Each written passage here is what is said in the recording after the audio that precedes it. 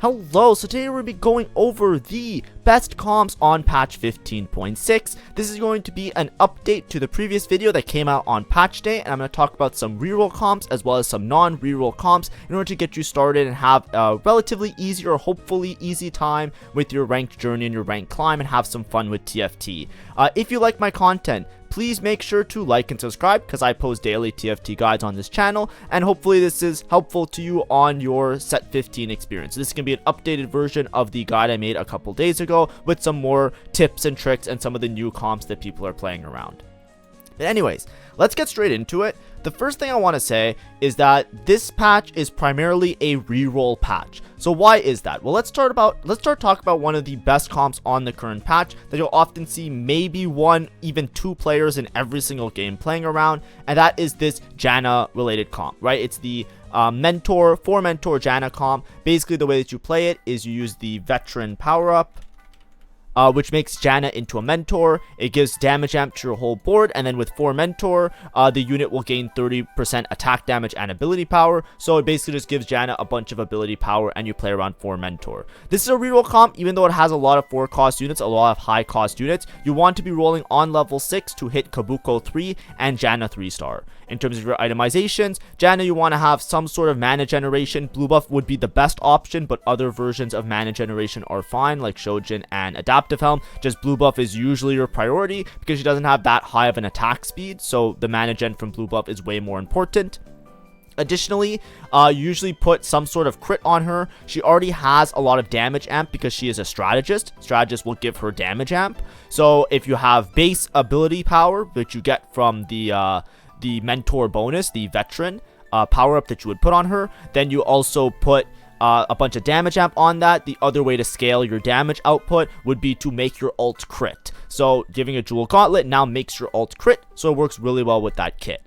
In terms of your last item, you have lots of flexibility. You can go for Giant Slayer. It's a really good item. I say it until it gets nerfed or something. It's just one of the best items to make in the game currently. It's just really strong, really good value for what it is. It's good on almost every unit. Giant Slayer is a great item to fill in the gaps there. If you want to go for a more precise build that gives you some extra crit, then you can also go for something like a Striker's Flail that builds on that crit chance that you have with the Jewel Gauntlet, or you can even go for raw or base AP, things like Rabadons or Archangels in certain cases. But usually these are the two items you're prioritizing. And then on Kabuko, you're usually prioritizing shielding items or items that provide a shield. So that would be a Sterix Gauge and usually a Protector's Vow. If you can, you usually put 2 Sterix Gauges because you don't really need the swords or the belts for the Janna in particular, so you can use those items on the Kabuko. So with this type of build, the reason that you're doing that is because the best fruit for Kabuko would actually be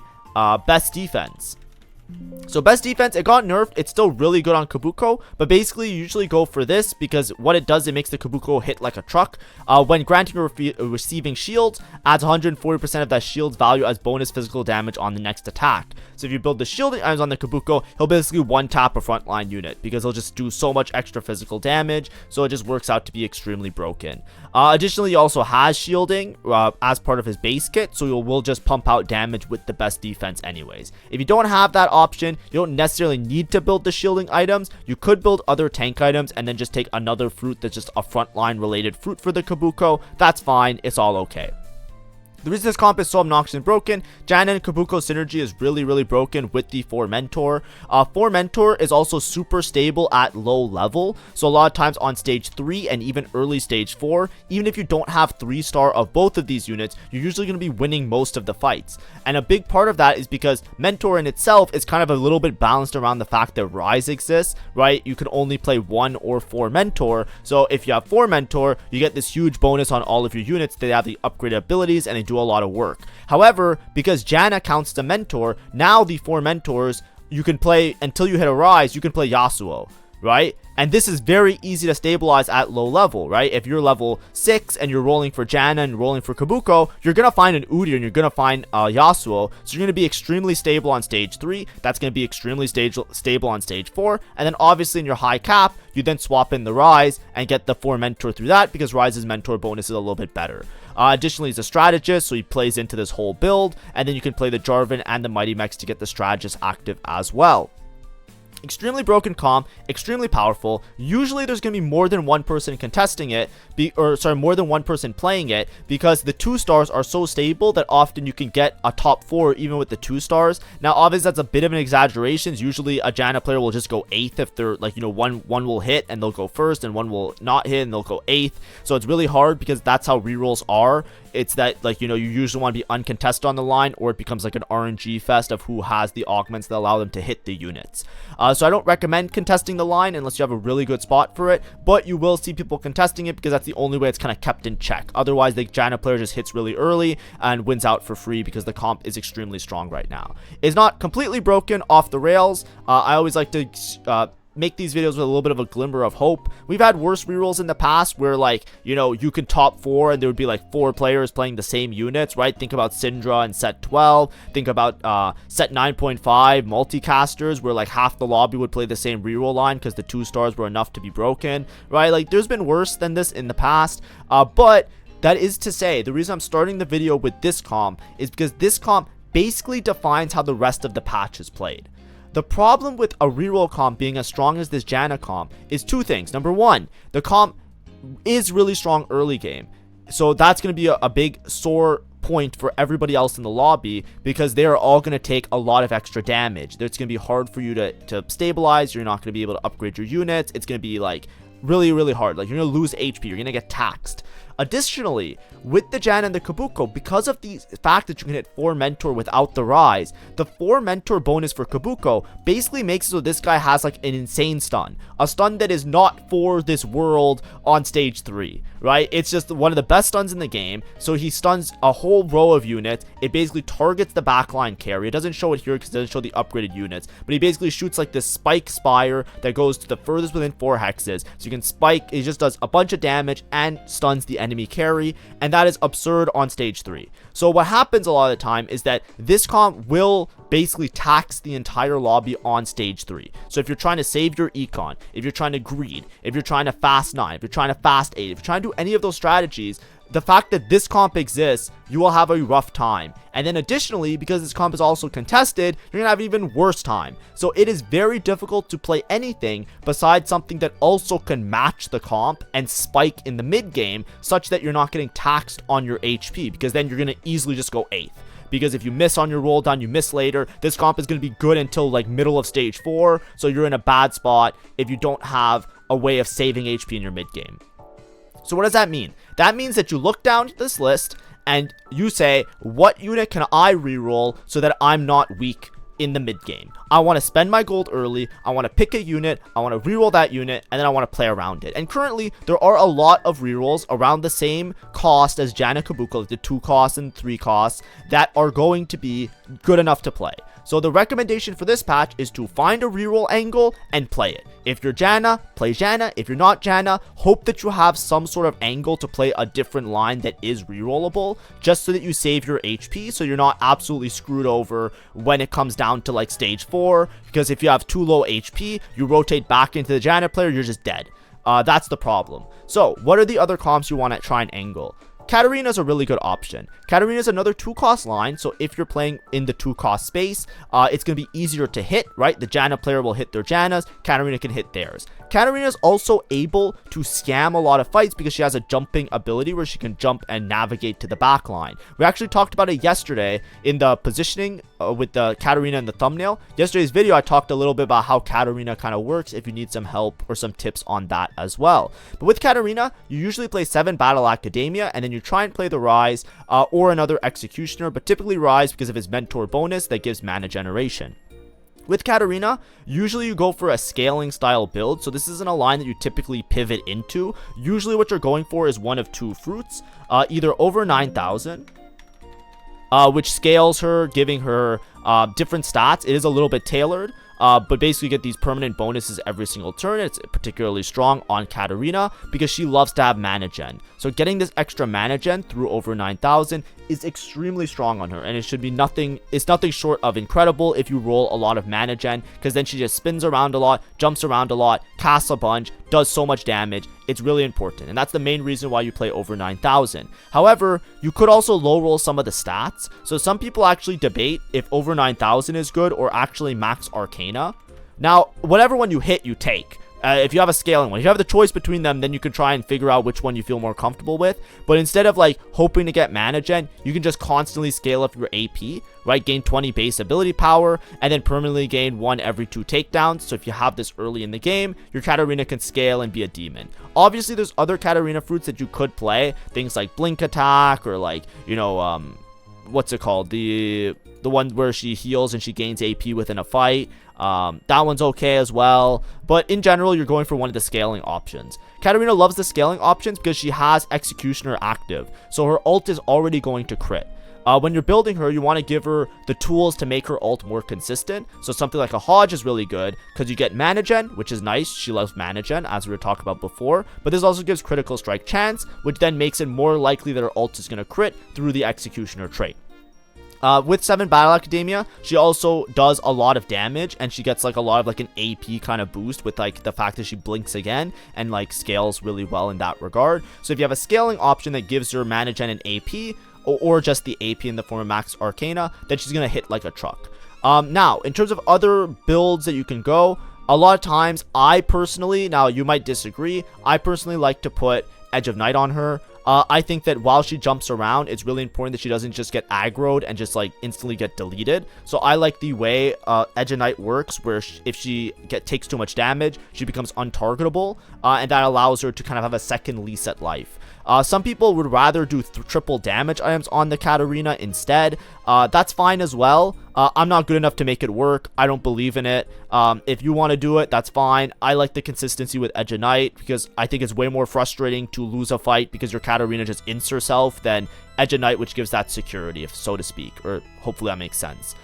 In terms of your last item, you have many different options. A lot of people put the Nashers on her because Nashers, it gives a good amount of little stats like, you know, HP, AP, whatever, but it also gives her mana generation, so she just blinks around a little bit more, so it's a viable option. But you can also go for like, you know, raw AP, you can go for more crit like a Strikers. This works really well because she already, it just like gives her damage amp, which scales her. She doesn't have damage amp currently, or not very easily has damage amp right now. I've also seen people use like, you know, Radiant Blue or Blue Buff as well. And then of course you could drop everything and just go like a full crit build and just have her cast a bunch. And the hope here is that if she's casting infinitely or she's casting much more frequently, her jumping around makes it so she doesn't get targeted down or bursted down, and it kind of takes the place of the Edge of Night. This is the build that I'm saying I don't really like as much. I usually go these 2 items, and then the last item is flexible, whatever I can make that either pairs with crit or gives her like either some other form of damage amp or damage, I then put on as well. In terms of when you roll Katarina, you could also roll for Rakan 3 because he's the same cost. Usually when you go for Rakan 3, you just try and build him as tanky as possible. If you have Unstoppable on Rakan, you can also position similar to how Jace Caitlyn used to position, where you split the sides. And the idea is that Rakan jumps forward and the Katarina has an easier access to get to the back line because the Rakan is like kind of like stuck in front of like the enemy carry. So this is a really good positioning if you pair it with Rakan Unstoppable. But you can also just position normally. It's just a matter of trying to get your Katarina to wrap and hit the back line. That's like the main thing that you really care about the most. But additionally, Katarina players, just so you know, you can also just win any fight outright. You scale if you take a scaling augment, and if you just kill the enemy carry, that's just your ticket to getting a free first, because this is a very scammy style of comp. So always try and position to make sure your Katarina is having the greatest chance of hitting the enemy carry as early into the fight as possible, because that will give you the chance to actually win the fight, whether or not your board is stronger than theirs. Next comp that we want to talk about, Malzahar Reroll. So there's going to be 2 variations of this, but the first one I'm going to talk about is the more standard one, which is going to be the 6 heavyweight variation. With 6 heavyweight Malzahar, you typically reroll for Darius 3-star, Malzahar 3-star, and Jace 3-star. With Malzahar, your items are very flexible. If you're able to level and get Prodigy in, they're even more flexible, but typically with Malzahar, he does dot damage to multiple units. So if you get him to do dot damage to everybody, he'll basically like tick them all down, and as soon as people die, the infection then starts to stack on the units that are remaining, because like if a unit dies, it passes on that infection. What makes it really good for Malzahar right now is that there's also a particular power-up, not necessary, but is very efficient, which is Noxus Trap. This just got added to the game, or got added to the game on the most recent patch. Noxus Trap makes it so you burn, wound, shred, and sunder. So instead of having to make these items, instead of having to make anti-heal, shred, and sunder items, you can then just put all the items on the Malzahar. Malzahar hits everybody and does the dot damage, so basically he'll apply all of the effects to everybody on the enemy's board. What that allows you to do is focus on more damage items for both your Darius and your Malzahar, which makes your board a little bit more optimized in terms of actually packing a punch and hitting really hard. In terms of Malzahar, you have lots of different builds for items. A lot of times blue buff, even though he generates mana with Prodigy, if you get Prodigy in, blue buff just makes it so that he gets that infection stacking effect as early as possible. Because basically with Malzahar, it's always like a house of cards. As soon as one unit dies, as soon as the infections start to stack on the remaining units, they start to take so much damage that they just start to die, and then as soon as a lot of them pass out, then the whole board just explodes instantly. It's kind of what it feels like.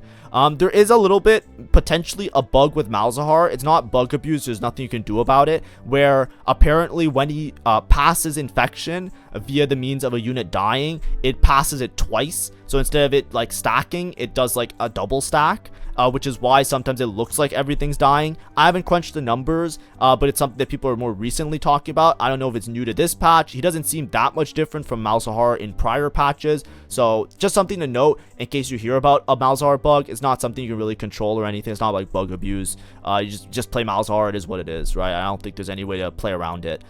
In terms of just other items, you can go for a crit build. Sometimes you'll see something like a double mana and you'll do like a Jewel Gauntlet Nashers and he just kind of pops off. You can also go for Giant Slayer just to chew through the front line a little bit easier. Strikers, the items are very flexible. That's the best part about this comp. You can even go for like Giga AP because he does so much damage just like based on like the ult just like ticking away at people, that you can even go for like multiple AP items. The only thing I don't really like is Archangels. It seems like it makes sense, really strong frontline, make Archangels, but you really want to kill the first unit as fast as possible. So the Archangels kind of feels like a little bit of a toss, just because like you don't have that upfront damage. You're kind of waiting for it to scale a little bit. So personally, I would more lean towards some of the other builds, but even Archangels you can put on the Malzahar and it should be fine. But a lot of times blue buff is one of the ones that helps. If not, then you definitely want to maybe do like a crit with a Nashers at minimum, just to make sure that he's casting frequently enough. In terms of Darius is going to get a lot of base AD from heavyweight, because the heavyweight trait converts some of the HP into AD. So with Darius, typically you're going to go for like a crit build. So a lot of times it looks like Hodge, Edge of Night. But this unit as well is really flexible because he's has so much HP and he scales well with AD. You can also go for like, you know, Sterex. You can go for Edge of Night to give him some survivability.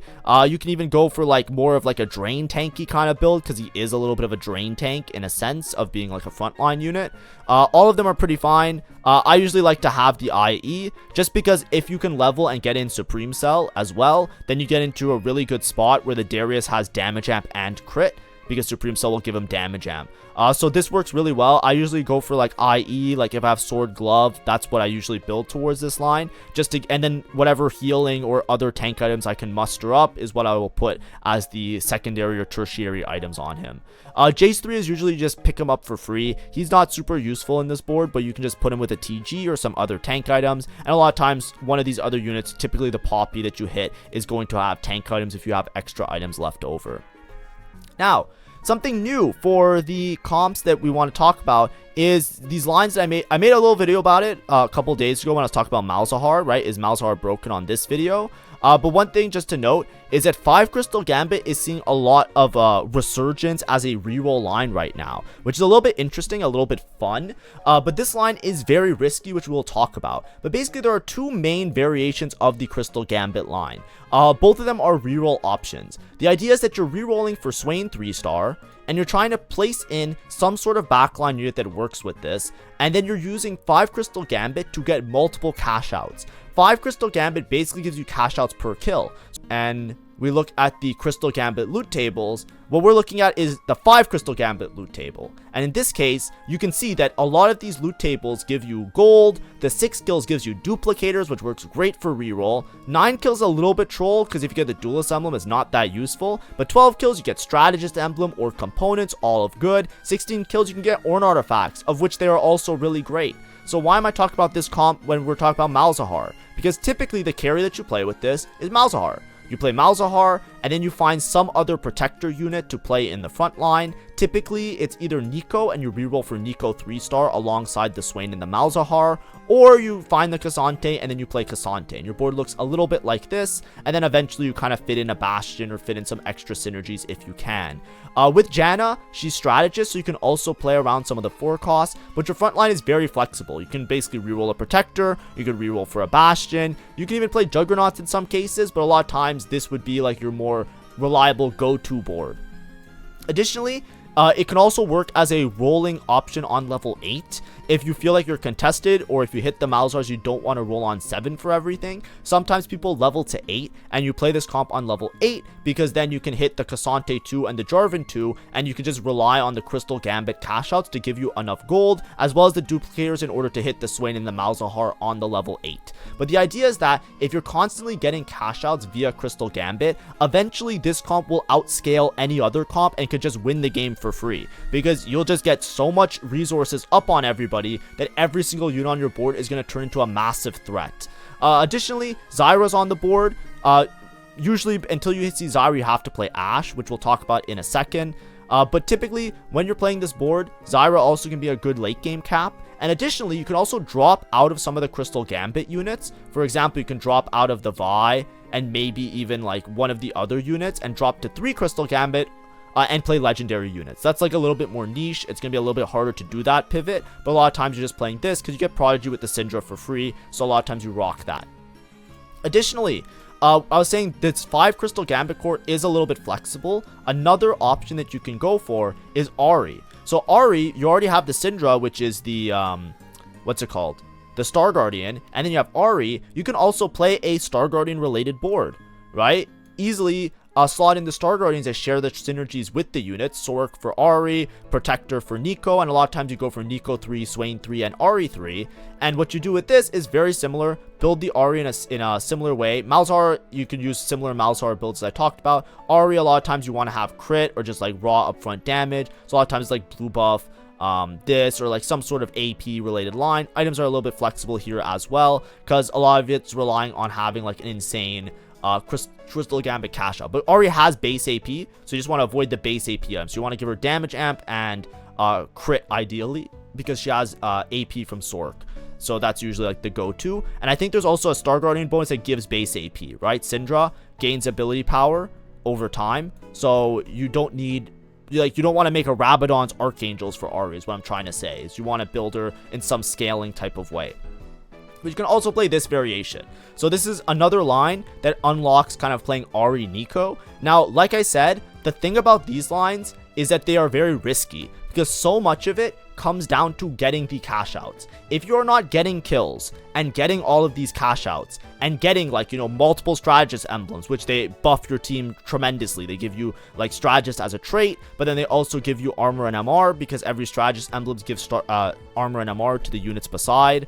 Or backline attack speed. If you're not getting these extra items to make additional threats on your board, additional tanks, additional carries, or the Ornn artifacts, the comp will fall apart.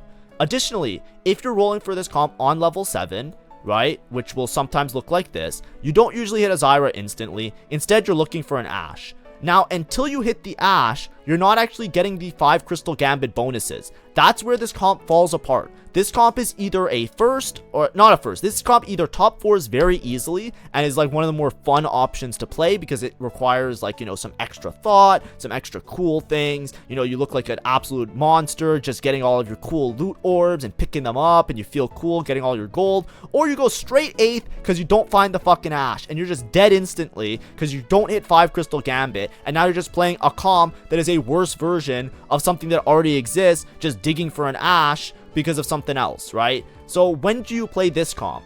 This comp, like I said, it's hard to rank it on how strong it is because it's very dependent on high rolling into a 5 crystal Gambit setup, as well as being strong. What I recommend is playing this in encounters or in areas where you have a lot of gold, where you have a huge amount of tempo, because if you're able to get to level 7 early, then you can look for that Ashe a lot more easily. What I recommend is, like, you want to play Crystal Gambit or these types of lines, either this one or the Ari line, when you're like in Scuttle Puddle and you're like easily level 7 early stage 3. Like, that's like a good idea, because then you can roll down your gold really early on stage 3. If you hit the Ashe, you can get all the Crystal Gambit cash outs during stage 3 because you're going to spike really hard, and that's where you kind of win. If you don't have that type of spot, then you really want to play it from having a Crystal Gambit style opener, because this is just an option where you can use your loot cash outs, right? If you get one that gives you a lot of duplicators or something, right? Like there's the 170 gem power, I think the 210, I forget which one. One of these used to give duplicators, but it doesn't show it here. Oh, here, right here. 170 gives you duplicators. Spats, like these like lower cash outs, if you get one of these and you get like a good chunk of gold, and then you level, and then you could push that tempo and be really aggressive, then you're hoping to find the Ashe on level 7 and then make it all work out. Like I said, it's good in those spots. It's good even with an emblem. If you have a Crystal Gambit emblem, either like Trainer Golem or by means of, like, you know, Spat, like Loot Sub or something like that, then it's a lot better of a comp to play. But be warned, right? It's a comp that does really well. You could have a lot of success with, but you need to have that initial setup. So this is really setup dependent. So if you hit the Ashe early, or you have like a lot of tempo, or you have a Crystal Gambit start, then you can angle one of these lines. And if you're strong enough, like if you're punishing of your lobby during those mid-game rounds, you get a lot of kills, and then you scale to a point where you absolutely win the game. Last comp I want to talk about is the Kog'Maw comp. So Kog'Maw Bastions is popular, and it always has been in these rerolls type of spots. Basically, you're rolling for Kog'Maw 3, and you're usually rolling for Swain 3 as your front line. This is the last reroll comp that I wanted to talk about. There are other reroll lines, of course, like Crew and Kale and those things, but they usually require a little bit more setup. With Kog'Maw, usually you're building it with some sort of caster build, scaling AP. We talk about Kog'Maw a lot, so I'm kind of going through this a little bit faster. But his passive scales with AP, so typically you're going to go for Shojin, Archangel as your 2 primary items, and then just go put them in a good spot to just do a bunch of damage. Last item, typically you want some sort of attack speed related item. Either Gwinsu or Red Buff is usually a good option because it just helps them to pump out. If you have the potential, if you have the items for it, Kog'Maw also works well in a variety of different setups. You can go for more front-loaded damage, which is typically like Nashor's JG. Here, though, the last item, the Nashor's, I find, isn't as effective as Shojin for the Kog'Maw. So a lot of times the last item that you want here is like double Nashor's JG. I've seen this build pop off in certain cases, but if you're going for like a crit build like this, just note that it's a little bit awkward because usually the belts you want to use more for frontline item, so it could be a little bit of an awkward build. But all I want to say is that with Kog'Maw, you're very flexible. Usually you want some form of mana generation, not like Adaptive Helm or Blue Buff, because you want one that scales with his attack speed because he gets infinite attack speed. So either Shojin or Nashor's, and then trying to build around that. If you're Nashor's, you need to go crit build. If you're Shojin, you need to go, you could go anything, so it's more flexible. In terms of your front line, you have Swain, so just and the 6 Bastion, so it works out pretty well, and you can just have the Swain kind of pop off and do a lot of damage. Of course, there are other reroll lines that are possible to be played, like I said, but just in lieu of this video, I tried to pick the ones that I thought were the better ones or the more consistent ones. So those are my main recommendations. Jin Mundo has a lot of resurgence, but this one's a little bit temperamental. If you have a good spot, you can play like Mundo with 6 Juggernaut and reroll for Mundo 3. This one's more of like a DPS check. If your opponent doesn't have anti-heal or shred sunder, Mundo 3 is going to be too hard to deal with, so you can play like this type of build and then Artistic KO or Sacred Sword Jin, but usually Artistic KO. You can see some previous guides on these comps on my channel if you want to see more about that. There's also Crew that has a potential option to be played if you have a really good Crew opener, because this board caps really high. It's just risky because you have to hit the Ziggs and the TF, so it's a little bit temperamental getting to those end game scenarios. And then of course you have you know, all of the hero augments if you get an option for the hero augments as well. Now, in terms of 4 cost lines, The problem with 4-cost lines, like I said, is that when you have dominant reroll lines being prevalent, it makes it very hard to get to these 4-cost lines in an effective way. Because basically when you're playing around a 4-cost, you're not spending your gold early. You have to save a certain amount of gold in order to make it to level 8 to roll for your main carries and roll for your main tanks. If you're in a lobby where everybody's rerolling, that means your stage 3 is going to go poorly and you're going to lose a lot of HP. And then when you lose all that HP, what ends up happening is if you miss on your 4-cost, you're just straight 8th. You just have a very, very bad time and things are really rough. So my recommendation on this patch is usually to use 4-costs as a last resort. So not necessarily to angle them as a default option. You should look and see if you have a reroll angle, and if you don't have a reroll angle, or all your reroll angles are not particularly strong, or you're trying to like do something experimental in that regard, then you can lean more towards the other strategies around 4-costs. In terms of the 4-costs, the ones that I think are the better options is obviously Akali, which we'll talk about in a second. Star Guardian, basically just play Star Guardian. You go for best defense on Poppy, similar in terms of her build to Kabuko, and then you go Gather Force on Jinx, and you can build her with a mana generation, crit, and damage amp, and just make your Jinx build. This comp was very prominent on the last patch, so I made many videos of talking about it, and many videos going through like how the comp kind of functions, so you can check those out if you really need to. Additionally, if you are in some god forbidden, like, you know, fast 9 kind of spot, if it's like a lot of econ and you're like really far ahead, you have a good tempo, Juggernaut Lee Sin is like absolutely fucking broken. So you can just build melee items and play towards Juggernaut Lee Sin. You can also play backline Zyra, Twisted Fate. There's lots of fast 9 kind of boards that work in this way, so long as you have enough tempo and you can play around them. If you want to see one of them, actually, you can check out my VOD channel. In the description of my videos, I post daily, or I try to post daily VODs of me playing the game. I just don't play that much because I really don't like the set, but that's like a me personal thing. But yesterday I played around Fast 9, Twisted Fate, Zyra type of board with Volibear, Jinx as an in-between step. If you want to see like some creative stuff like that you feel like it might add to your repertoire that you want to build around, I made like a video with some post commentaries. It's not just a VOD, it's me actually explaining what my decision making and what I was doing along the way is. But either way, let's get back to the boards. The board that I think is the one that usually does well in these types of games is actually the Akali board. So Akali, basically you play 3 Executioner, and you play Mighty Mech. Basically the idea is that there's synergies between Mighty Mech Strategist and Executioner because of the shared traits between the units. So basically what you do is you play the Supreme Cells. You usually go for 3 Supreme Cell. It synergizes with the Jarvan, Cassante, and the Akali, which all works nicely. And then you play Rise and Mighty Mech to activate Strategist and Executioner. With this board, it's basically a scam board.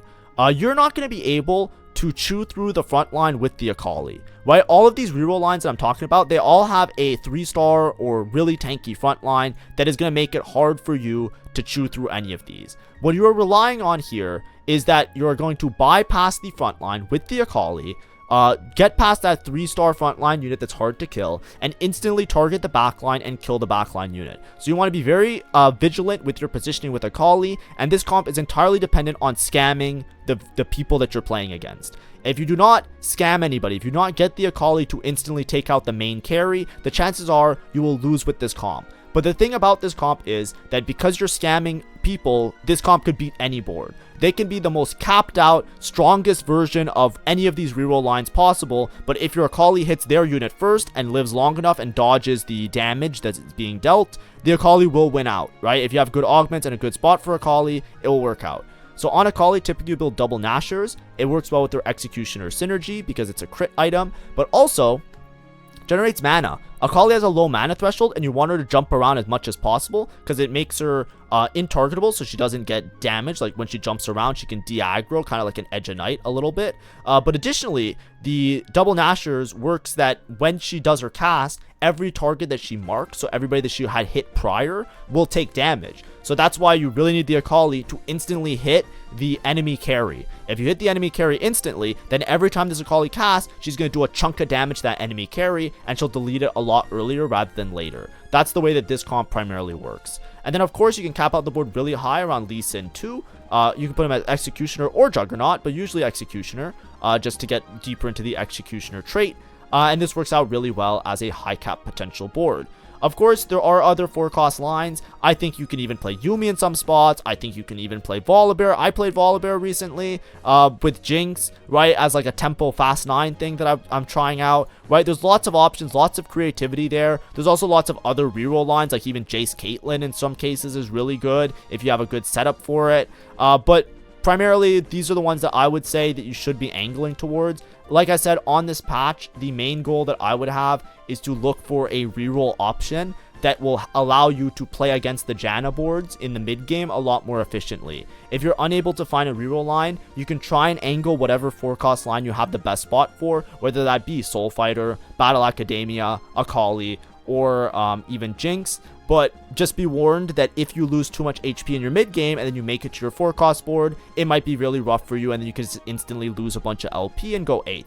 So what I would recommend is like trying to see if you have an option to reroll from those early games, hold on to key reroll units on your stage 2 and your stage 3, and then gauge with the rest of your lobby what you're capable of doing. If you have a lot of econ and you have a lot of HP tempo, then the 4-cost lines are pretty open, and especially if you're able to fast 9, there are really high cap 5-cost units, just hard to reach, right? If you can make it to all of your key carry 5 costs, right, you can actually make really, really strong boards, either around Vertical Juggernaut, Vertical Bastion. You just pick a frontline trait, play all of them, put a TF and a Zyra in the back line, you can instantly win a fight. TF Scales, if you hit him early, you have a really good spot as well. These are some other lines that you can go for, but like I said, they're more situational. But anyways, hopefully that was helpful. I understand that, you know, if you're not a reroll enjoyer, it might feel like, you know, wah, the patch sucks. I get it. It's not the worst patch we ever had. I wish the game was in a better state. I say it all the time. I'm working on art, you know, playing a little bit less of TFT these days for the same reason. But that's the way, that's what we've gotten dealt. So I don't want to lie or mislead you guys and say like this secret comp is broke. It's like, no, you got to find a reroll angle, in my opinion, and that's going to be the most consistent way to play around the patch. So try your best, experiment with that. I gave you some tips and some options here, and hopefully those are helpful. Thanks for watching. Have a great day, and see ya. Bye bye.